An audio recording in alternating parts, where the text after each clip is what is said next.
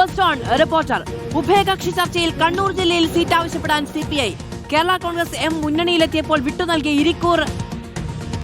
ഇരിക്കൂറിന് പകരം ആവശ്യപ്പെടാനാണ് സാധ്യത. കണ്ണൂർ ജില്ലയിൽ സീറ്റ് നൽകിയാൽ CPIയുടെ സീറ്റ് വിട്ടുനൽകും. മലപ്പുറം, പാലക്കാട് ജില്ലകളിൽ മത്സരിക്കുന്ന സീറ്റുകളിൽ ഒന്ന് നൽകാം എന്നാണ് അറിയിക്കുക. തിരുവനന്തപുരത്ത് നിന്ന് റഹീസ് റഷീദ് വിവരങ്ങളുമായുണ്ട്. റഹീസ്, കണ്ണൂരിലേതു സീറ്റ്? CPIക്ക് സംസ്ഥാനത്ത് 12 ജില്ലകളിലും നിയമസഭയിൽ ഒരു സീറ്റെങ്കിലും ഉണ്ട്. 2 ജില്ലകളിലാണ് സീറ്റില്ലാത്തത്. ഒന്ന് വയനാട്, ഒന്ന് കണ്ണൂർ.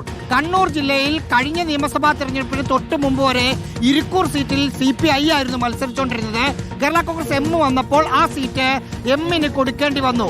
ആ സാഹചര്യത്തിൽ കണ്ണൂർ ജില്ലയിൽ ഒരു സീറ്റ് വേണം എന്ന ആവശ്യം ഉഭയകക്ഷി ചർച്ചയിൽ മുന്നോട്ട് വെക്കാൻ CPI നേതൃത്വം തീരുമാനിച്ചിരിക്കുന്നു.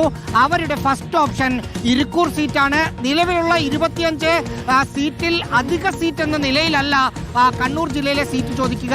പകരം നിലവിൽ CPIയുടെ കയ്യിലുള്ള ഒരു സീറ്റ് CPIഎമ്മിന് വിട്ടു നൽകും. അതിൽ അവരുടെ മനസ്സിലുള്ളത് മലപ്പുറം ജില്ലയിൽ മഞ്ചേരിയും തിരൂരങ്ങാടും ഏറനാടുമാണ് CPIയുടെ സീറ്റ്. ഇതിലൊരു സീറ്റ് CPഎമ്മിന് നൽകാം എന്ന ഓപ്ഷൻ ആയിരിക്കും CPIഎമ്മിന് മുന്നിൽ വെക്കുക. അതിന് CPIഎം വഴങ്ങിയില്ലെങ്കിൽ പാലക്കാട് ജില്ലയിൽ പട്ടാമ്പിയും മണ്ണാർക്കാടുമുണ്ട്.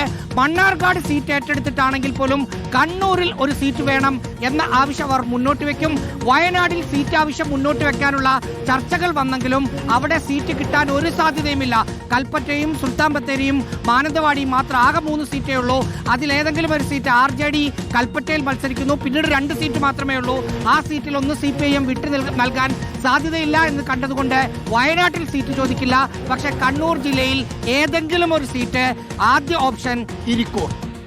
ശരി, ഈ മലപ്പുറത്തും പാലക്കാടും ഒക്കെ പറഞ്ഞു കേൾക്കുന്ന സീറ്റുകളൊക്കെ ലീഗിന്റെ കുത്തക സീറ്റുകളാണ്. സ്വാഭാവികമായും CPM അതുമായി ഒരു വെച്ചുമാറ്റത്തിന് തയ്യാറാകാനുള്ള സാധ്യതയില്ല. പിന്നെ ഇരിക്കൂറും സമാനമായ സാഹചര്യം നിലനിൽക്കുന്നത് കൊണ്ട് എങ്ങനെയാണ് എന്നതും പരിശോധിക്കേണ്ടിയിരിക്കുന്നു.